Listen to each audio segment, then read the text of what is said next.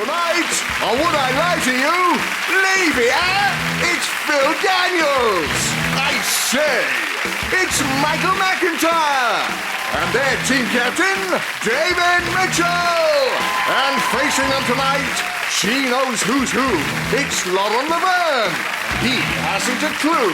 It's Graeme Garden. And their team captain, Mack. But first, repeatedly bash your manual extremities together for your host, Angus Deayton.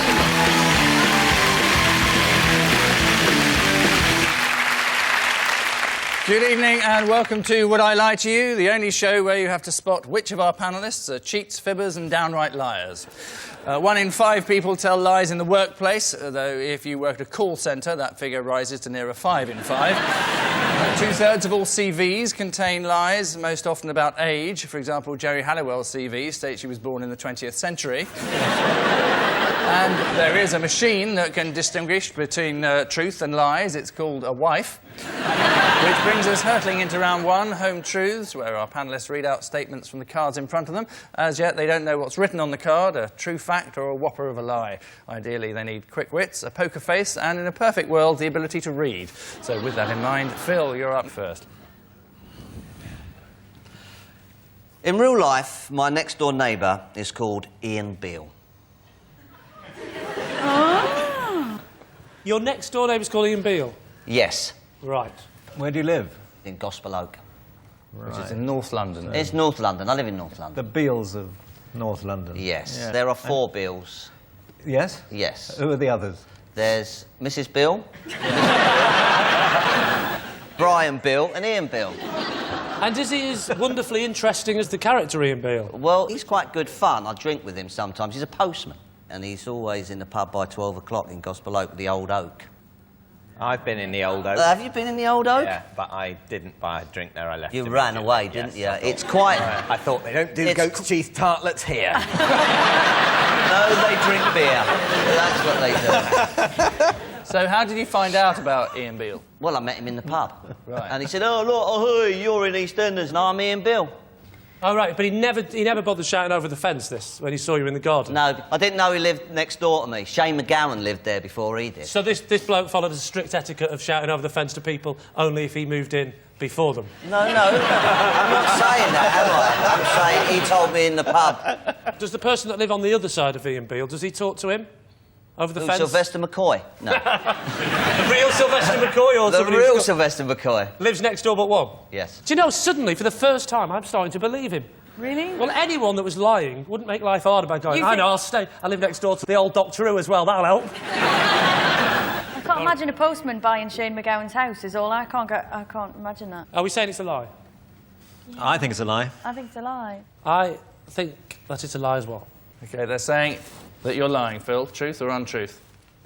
Lie. Hey! It is a lie. Yep, it is a lie. Phil's next-door neighbour is not called Ian Beale. EastEnders, if you remember, once brought Dirty Den back from the dead, and they've recently done the same thing with Bobby Davro. So, Graeme, your turn to astound. I have 5 pigs, all named after my favourite newsreaders. I wonder what the question's going to be here. At this point, we have to ask you which 5 newsreaders. Can't we guess them? Can't we guess them? No, we can't. Yeah, Please, can we guess them? You've got absolutely no Ryan idea. Hanrahan.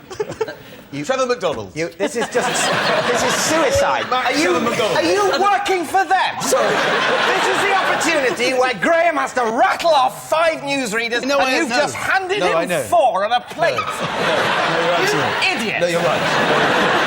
Shall we give him more time? All right. Would you like a pen and paper, Graeme? Maybe we should all leave the room and they can work on an essay about it.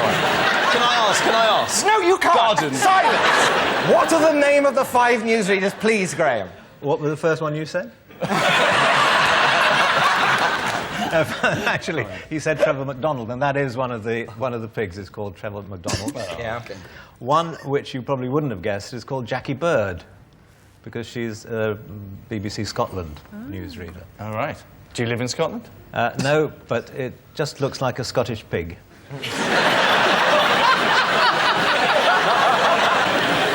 first one I had was called Robert Dougal. Do you remember him? We're going way back. Quite an old pig, then. Angela, obviously. She was before your time, probably. Sam. Okay. And my newest piglet is Natasha. After Angela.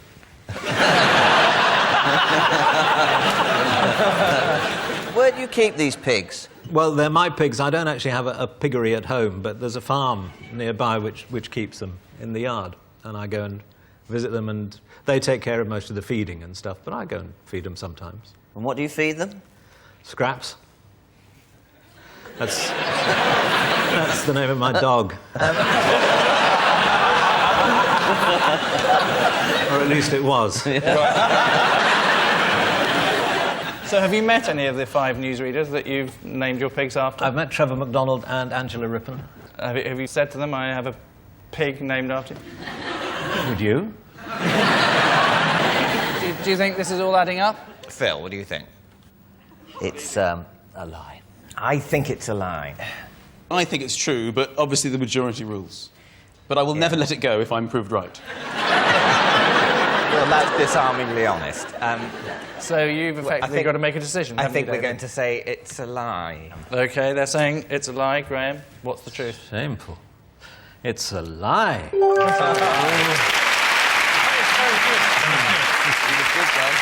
Yes, it is a lie. Graeme does not have 5 pigs all named after his favourite newsreaders. Many newsreaders end their broadcasts with an amusing and finally story, as nothing takes the edge off the murder, starvation and war in the world like a monkey riding a horse. And lastly, Michael, your turn in the confessional. Oh, I should say, now that I know the rules, I'm going to be all over this.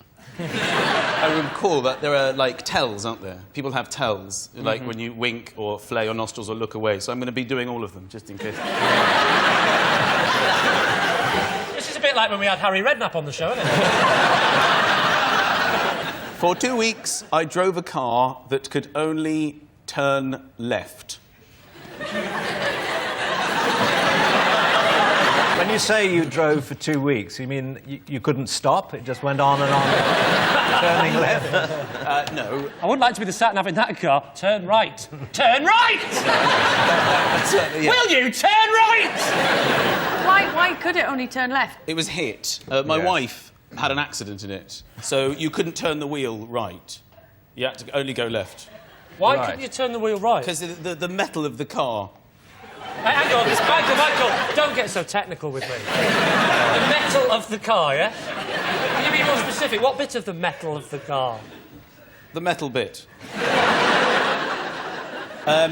It was the front bit over the wheel was bent into the wheel, so you could no longer turn the wheel to the right. So at no point in the 2 weeks you were driving and there was only one way to go, which was a sharp right? At one point, yes. You're at the corner of a road, sharp right, you're at that corner, Yes. you realise you can't turn right. Yes. Tell me what happens next. You go left, turn left and You left. can't, you're on a sharp bend to the right, there's no left. I wouldn't have been there because I've pre-planned my journey. It's very frustrating when you've got to be there and you realise the only way to get there is to go left, left, left, left, and left again. That's why it must be very annoying to be a ballroom dancer. Because you've just got to get there, and you've got to go round and round. And it'd be quite simple just to go plunk. Graeme, what do you think? I think he's lying. Lauren? I think probably lying. We all think as a team that not only is it a lie, it's a pretty bad lie. In fact, a lie that you should be ashamed of, and you should leave the show immediately. It's just over there on your right. You might have to go through there, through there, through there. Well, how do you like this? It's true. Get over yourself.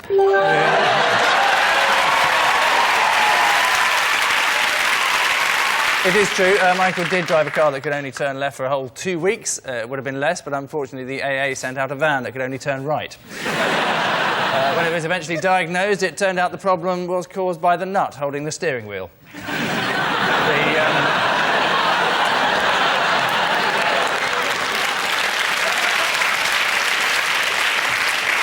And so, to Ring of Truth, a round on the surface quite simple, but in reality even easier. I read out some bizarre statements about celebrities, and our teams take turns to decide whether those claims are truth or trash.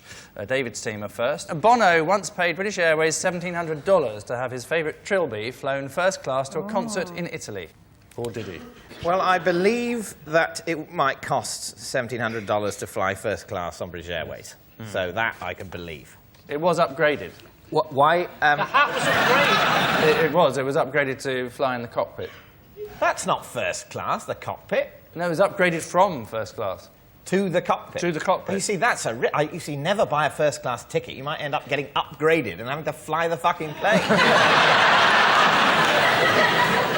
If he needed it as a prop, then, you know, it's justifiable. No, but it's not justifiable to send it first class. You can put it in the hold, or you can put it in economy. With the scummy hats. Yeah. So were they wearing it in the cockpit? I think it was sitting in the cockpit. Because that would freak me out if I was waiting for a flight and I looked out the window and there's some captain with a trilby on. I couldn't be dealing with that.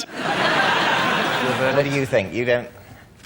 I think yes. Rock and roll, you know. People do things like that, you know. I'm leaning on lie. You're leaning on lie. You're leaning true. Yes. I'm going to go lie. OK, and I can tell you it is absolutely true.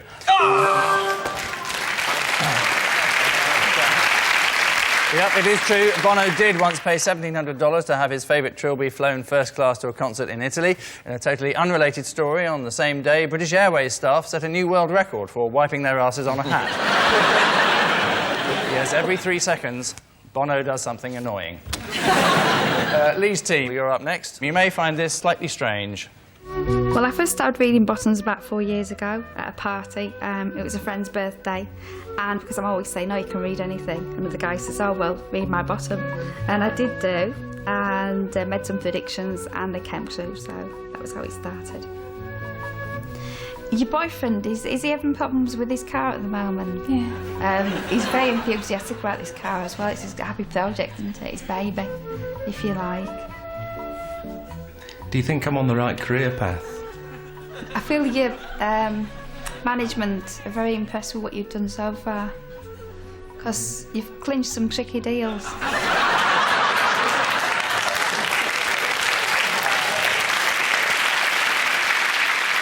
Michael, that wasn't your wife, was it, when she said, is your boyfriend having problems with his car at the moment? So here is the related fact, then, for Lee's team. Mick Hucknall wears trousers called bun boosters, which have a metal lining to add definition to his rear. I don't want to be cruel to Mick, but if you've got a face like that, you're not going to worry about your arse, are you, really? See, I believe that women would have them, because women are quite open about improving themselves like that, but blokes tend to be a bit more coy. But you see, well, they are made for women, these jeans. So he's got the arse of a woman when he wears them. In the moment of truth in the bedroom, you know, assuming that this arse actually pulls somebody, you know, that's going to be a time when, even with the lights off, you know, there's going to be a terrible clang. When What do we think? I can't imagine it. No. Graeme? I think he did. Do you? Based on what? Just want to put you on the spot. I think it's a lie. You're saying it's a lie, OK, and I can tell you it is, in fact, a lie. Well done. It is a lie. Mick Hucknall does not wear trousers called bun boosters to add definition to his rear. It must be strange to come from the Manchester music scene that spawned Shaun Ryder and Bez and still be known as the ugly one. Which means at the end of that round, it's David's team who are sitting prettiest, ahead as they are 3-2.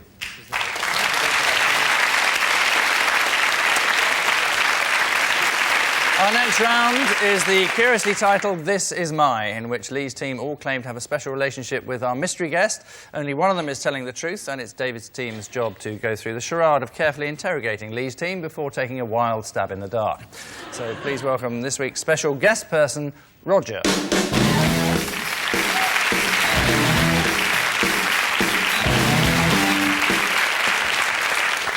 So, Graeme, what is Roger to you? This is my friend Roger. I presented him with a prize at the Chipping Norton Giant Vegetable Competition. Lee, perhaps you'd like to explain how you know Roger? This is Roger. Together we ring the bells at the local church. finally, Lauren, what's your relationship with Roger? Obviously, is Roger. Hiya, all right. It's a bit embarrassing because Roger actually removed a tattoo that I had of the Fonz. So, there you have it. A vegetable-growing champion, if we believe Graeme, a church-going bell ringer, according to Lee, or an expert Fonz tattoo removal surgeon, if we believe Lauren. David's team, where to begin? Right, Lee, what's the church? East Molesey Methodist Church. What's a bell ringer called? Well, I'm called Lee. He's No, called no, Roger. what's the we term? haven't all got the same name. That would never work. What's the term for the practice of bell ringing? Campanology. Okay. What? Is that right? Weren't expecting that, were you, Mitchell? Can I just ask, Roger, if you could just turn around a little bit, I'm going to try to read your arse. Notice the way you can only turn to the left. I got a lot from your arse, but Yeah. nothing to do with this round. Right. Maybe you'd like to go back to the bell ringing. a Methodist church with a bell tower. Brilliant. That's unusual, isn't it? Are you a practicing Methodist? No, Or- no, I'm an expert. How many times have you rung the bells with Roger?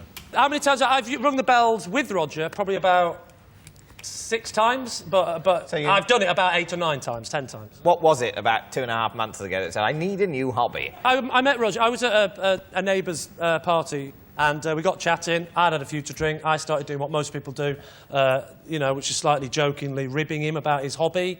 And then he said, well, you should come down sometime and try it. So for a laugh, I did. And it was actually quite good exercise, so I thought, you know what? I'm going to do this. David, would you like to interrogate any of the others? Right, yes. Why did you get a tattoo of the Fonz? It was kind of like a sort of late 90s ironic statement. Like, oh, yeah, that'll be funny. Let's go and do it. You know, we're all kind of at a party, just being daft. And I was like, yeah, you know, brilliant. Yeah, I'm going to do it. And went off and did it. And then obviously thought, I've got Henry Winkler on my thigh for life. How do you remove a tattoo? With a laser tattoo removal. Is it like I imagine? Is it a helmet of big laser guns? What does it look like? No, I mean... Does he like, walk in and go...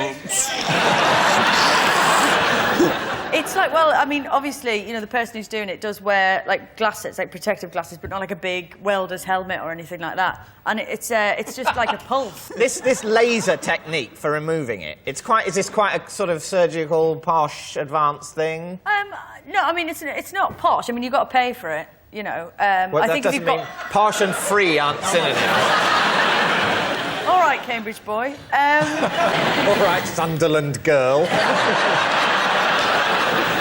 Graeme, can you tell us about the occasion that, what was it, the Chipping Norton Giant Vegetable contest? Yeah. What do you want to know about it? And what was Roger's Well, festival?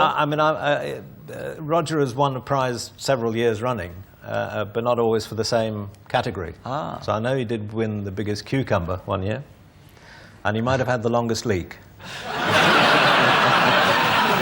And the year... So do you give the prizes every year? I give the prizes out, yeah. How do you know, Graeme? If What? someone brings a sprout and they say this is a really massive sprout, how do you know it's not just a cabbage? As to be proof, it's been cut off a stalk with other sprouts on it. At the moment, I The think pigs- I'm You've got to I'm in pigs the love it. ridiculous situation where the massive Chipping Norton massive vegetable contest, which initially sounded like the most made-up thing I'd ever heard, is the most plausible of the three. Do you live near Chipping Norton? Yes. Yeah. See, that's plausible. Phil, do you have a I would go Lauren. thought at all? Lauren. Lauren. Phil has said Lauren, and you think Lauren, do you? I do. I'll change to Graeme then. All right, well, we need an answer. So David's team is Roger, Graham's ace vegetable champion, Lee's bell-ringing chum, or Lauren's tattoo removal specialist. I'm going to go with Graeme. Well, perhaps Roger would like to reveal his own identity. Well, it's Graeme. He presented me with 2 prizes last year's vegetable competition.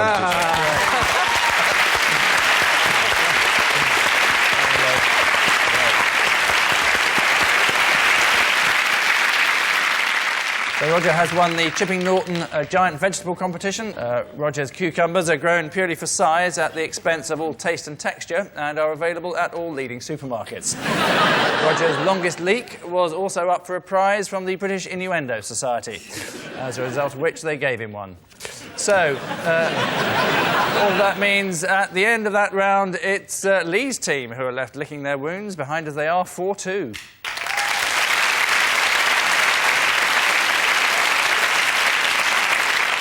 Our final round is, was and always will be Quickfire Lies, in which our panellists are selected rapidly and randomly to lie against the clock, again from a card that they haven't seen before. Time for losers to catch up, for winners to extend their lead, and for me to confuse matters further by throwing in occasional possessions, which panellists must instantly claim to own. Lee's team are behind, so need, quite frankly, to get their act together, starting with Lee. For 6 months, I cleaned the windows of the Empire State Building. Did you finish?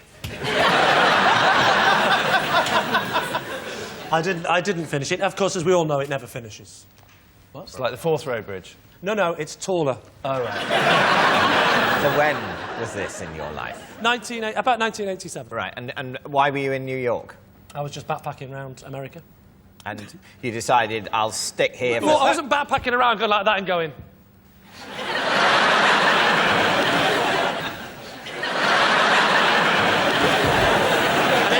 Later, I got the bag and went. Yeah, but why did you stay there for 6 months? If you're backpacking around, you might do a job for a few weeks. Well, because I ran out of money, and then I ended up staying in New York. How long would it take you to do a window? It would take roughly... it would take about an hour, something like that. No, hour per window, no way. I feel very much that this is true. Well, I feel very much that it's a lie. Lie. Lie.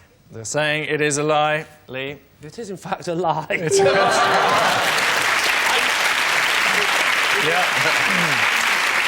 Yes, it is a lie. Lee did not clean the windows of the Empire State Building for 6 months, although the hardest part of the job traditionally has been scraping the huge amounts of giant gorilla shit off the side of the building. Next.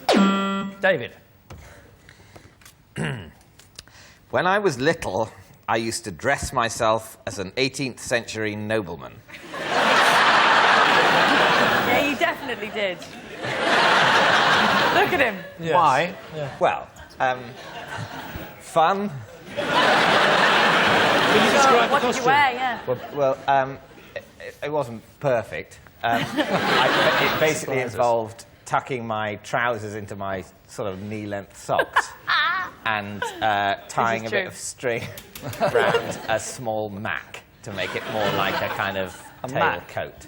I'll be honest with you, I could have wandered into a costume drama and people would have gone, that's not right. What did you do when you were dressed up? I had a sword. Ah, right. Did you have sword fights? Sort of with the air. No shield? No, they didn't. No, it's not that. In the 18th century... No, that's all wrong. Shield? No. What do you think, Lauren? Yeah, totally. It's David. Yeah, definitely. Graham? I think it's true, yeah. I can just see him in his little Mack. Lee? I don't know. It's too David. Too obvious, you know what I mean? I'm reluctant to say yes, but I will go with the team. David, I believe you are telling the truth. OK, David. Well, it is, in fact, true.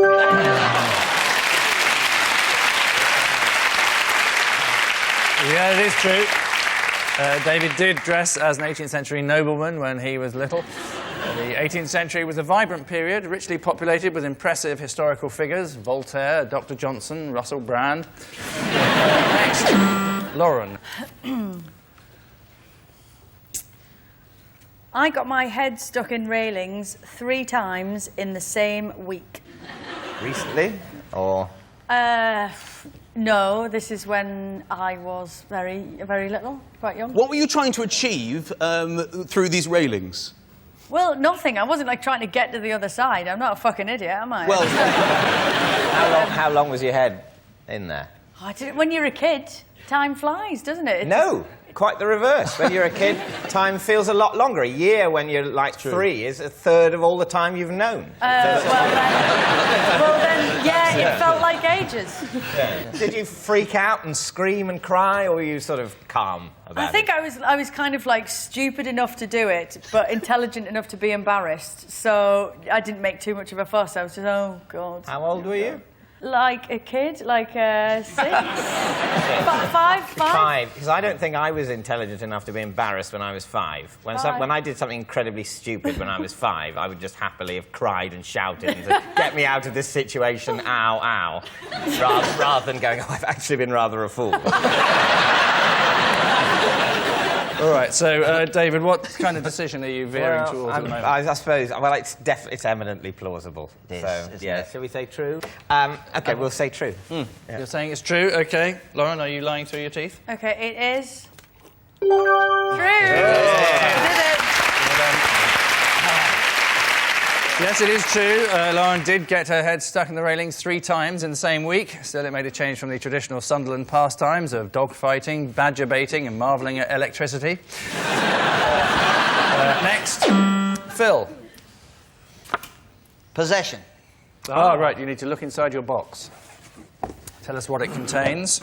These are the slippers Sting sent me for my last birthday. Wow. Ooh. Not that cruel, to be honest. Believed you up to that moment. Right. Why did you buy your slippers? Because in Quadrophenia I had a scene where I wore some slippers similar to that, and... No, you didn't. I know that. Oh, film. yes, I did. What scene? In the bedroom. You don't say. When he was looking at the wall, the pictures of girls on the wall, and he had a pair of slippers on. Yeah, I remember the scene you're talking about, and you could be right, but I'm like, kicking myself. Sting was in Quadrophenia, wasn't he? Yeah, and I did this thing. I went to a signing. Right. And we started chatting about the old times, and things happened, and I got them as a bit of a joke. He must know you pretty well to give you slippers that match your shirt. Not bad, eh? What do you call him? Do you call him Gordon or Sting? Sting, you don't call him Gordon. No, you don't. No. Don't call him Gordon, it's his name. He won't... He's decided that names aren't good enough for the likes of him. He's gonna take a verb. That means everyone thinks he's good and no one thinks he's a twat.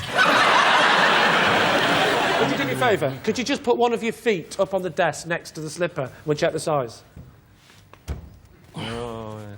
Oh! They're exactly the right size. It's got to be true, hasn't it? All right, let's go for true. Yeah, true. They're saying it's true. Put us out of our misery. How would he know my size? It's a lie. Good work. Very well told. Yes, it is a lie. Sting did not send Phil some slippers for his birthday. Sting doesn't give out birthday presents, as his music is a gift. So let's hope he's kept the receipt. Which nasty buzzing noise means that it's the end of tonight's show, and I have to tell you that David's team are this week's masters of their own domain, having spanked Lee's team 9-3.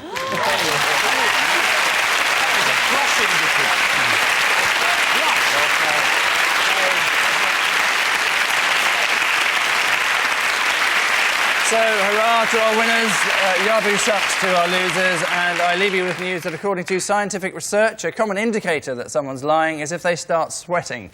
It's also an indicator that someone's got the heating up too high, they're grossly overweight, or they're living in a carry-on film and an attractive young lady's just bent over. Good night.